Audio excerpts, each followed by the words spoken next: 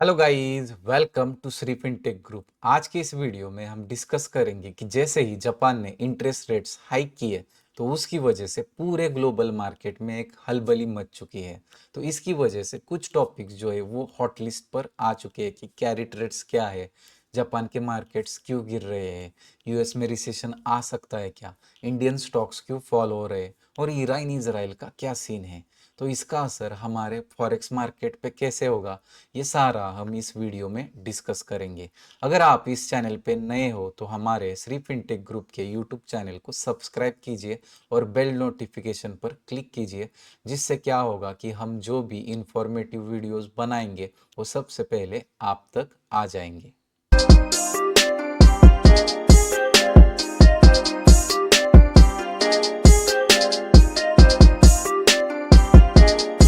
बुधवार 31 जुलाई को जापान ने अपनी इंटरेस्ट रेट पॉलिसी डिक्लेयर की, जिसमें 0.25% का इंटरेस्ट रेट जो है वो हाइक कर दिया। और जैसे ही इंटरेस्ट रेट हाइक हुआ तो इसका असर तो दिखना ही था कि जापान का जो मार्केट है वो बहुत बुरी तरह से क्रैश हुआ।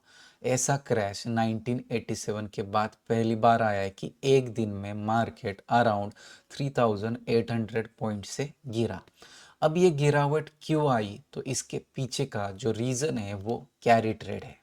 अब ये कैरी ट्रेड क्या होता है और उसकी वजह से जापान का मार्केट क्यों क्रैश हुआ और उसी की वजह से ग्लोबल मार्केट में भी गिरावट क्यों आई, ये डिटेल में देखते हैं।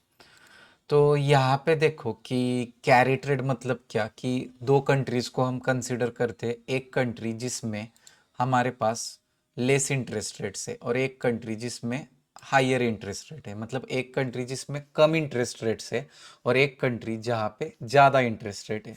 तो ट्रेडर्स या इन्वेस्टर्स क्या करते हैं कि जहाँ कम इंटरेस्ट रेट है वहाँ से पैसा उठाते हैं, मतलब लोन ही लेते हैं, बोरो करते हैं, और वो पैसा ऐसी इकोनॉमी में डालते हैं, ऐसी कंट्री में डालते हैं कि जहाँ पे इंटरेस्ट रेट ज़्यादा है, जिससे क्या हो सके कि उसके बीच का जो डिफरेंस है वो उनका प्रॉफिट हो सके। फॉर एग्जाम्पल, अगर जापान पे लोन मिल रहा है 1% इंटरेस्ट रेट से और यूएस में 5% इंटरेस्ट रेट के बॉन्ड्स हैं, तो क्या करेंगे, लोग यहाँ से लेंगे और यहाँ इन्वेस्ट करेंगे, जिससे इसका जो डिफरेंस है बीच का 4%, वो क्या होगा, उनका प्रॉफिट होगा।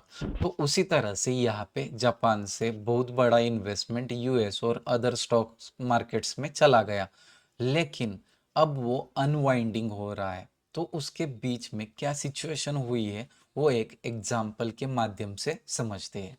फॉर एग्जाम्पल समझ लो 10 साल पहले जापान के इंटरेस्ट रेट कम थे और यूएस के इंटरेस्ट रेट ज़्यादा थे।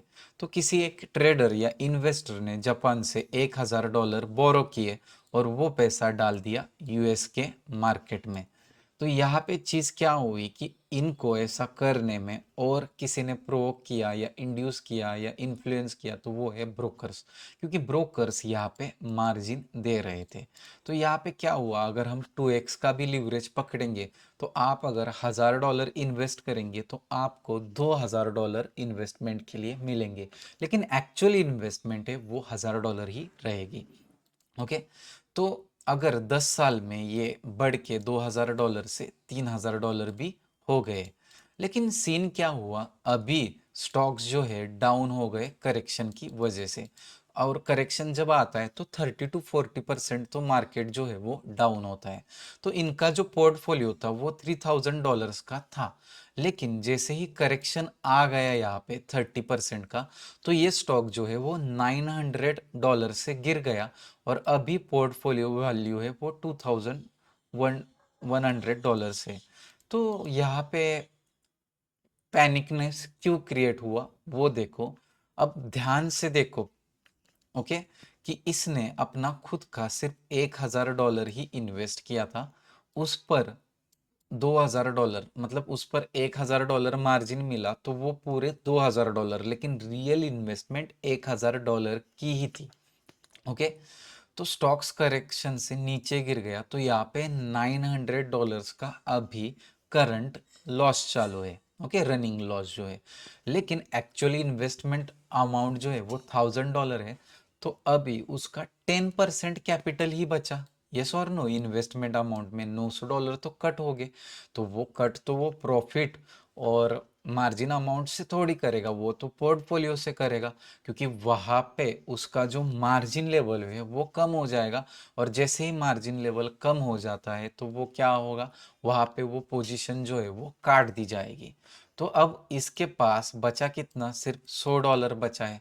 लेकिन उस सीन में यहाँ पे जाते हैं जापान पे, तो यहाँ पे देखो जापान पे जाते ही जापान से उसने कितना लिया था, $1000 बोरो किया था। उस पर अगर 10 साल में हर साल का 1% से भी पकड़ेंगे तो 10% तो $100 का ब्याज बनेगा, तो इसको $1100 लौटाने। लेकिन अभी इसके पास विड्रॉएबल अमाउंट सिर्फ $100 है, तो ये $100 से अगर यहाँ पे रिटर्न करना चाहता भी है तो भी नहीं कर सकता, क्योंकि यहाँ वो मार्जिन के चक्कर में पूरी तरह से बर्बाद हो चुका है। तो यही हाल ट्रेडर्स और इन्वेस्टर का बड़ी अमाउंट से हुआ है। और इसी बीच में जापान ने क्या किया, इंटरेस्ट रेट हाई किया और बैंक सब रीपेमेंट के लिए फोर्स कर रहे हैं। लेकिन अब ये मार्जिन कॉल में फंसे हुए इन्वेस्टर्स और ट्रेडर्स जो है वो ये लोन रीपे नहीं कर पा रहे, इसीलिए वहाँ के बैंक्स जो है वो डूबने लगे हैं। और अब इसी के वजह से जापान का जो जापानीज येन में अदर इन्वेस्टमेंट्स थे, जो यूएस में थे, एशियन स्टॉक्स में थे, इंडियन स्टॉक्स में थे, वो सब अब अनवाइंड होने लगे हैं। और इसका असर जो है वो सिर्फ जापान पे नहीं, पूरे वर्ल्ड पे दिखने लगा है और सारे स्टॉक्स जो है वो फॉल होने लगे हैं। तो आप यहाँ पे देख सकते हो कि जापान का तो मार्केट क्रैश हो ही चुका है। फिर कैरी ट्रेड्स रीजन अब हमने एक्सप्लेन किया ही है। यूएस भी देखो, मार्केट गिर चुका है, एप्पल के स्टॉक्स 4% से गिर चुके हैं। और इंडियन मार्केट में भी सेम, क्योंकि हाल ही जून में 2 लाख करोड़ का फ्रेश जापानीज येन का इन्वेस्टमेंट इक्विटीज में हो चुका था, तो अब वो अनवाइंड हो गया। तो यहाँ पे एक इम्पैक्ट दिख सकता है। और उसी के साथ साथ यहाँ पे एक मतलब यहाँ आग तो लगी है और उसमें घी डालने के लिए यहाँ मिडल ईस्ट का जो टेंशन है, ईरान और इसराइल के बीच में वॉर सिचुएशन है। अगर यहाँ वॉर चालू हो जाता है तो वो और निगेटिव एनवायरनमेंट क्रिएट कर देगा इन्वेस्टर्स के बीच में। और मार्केट्स जो है वो बुरी तरह से क्रैश होने लगेंगे, सारे इन्वेस्टर अपनी इन्वेस्टमेंट निकालने लगेंगे और मार्केट एक बड़े रिसेशन में जा सकता है, एक बड़े फॉल को फेस कर सकता है।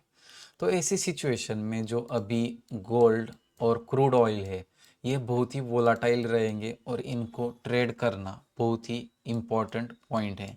क्योंकि बहुत बार क्या होता है कि लोग क्या करते हैं कि अब कल का ही सिचुएशन देखो, ये न्यूज़ जब आई थी 5 अगस्त को, तो सुबह बहुत सारे लोगों ने यहाँ पे क्या किया था होगा कि अब सबको लगेगा कि गोल्ड कहाँ जाएगा, ऊपर जाएगा, क्योंकि पूरा निगेटिव एनवायरनमेंट बन चुका है।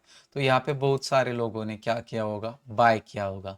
लेकिन देखो यहाँ पे क्या सीन हुआ कि यहाँ पे एक मेजर करेक्शन आया।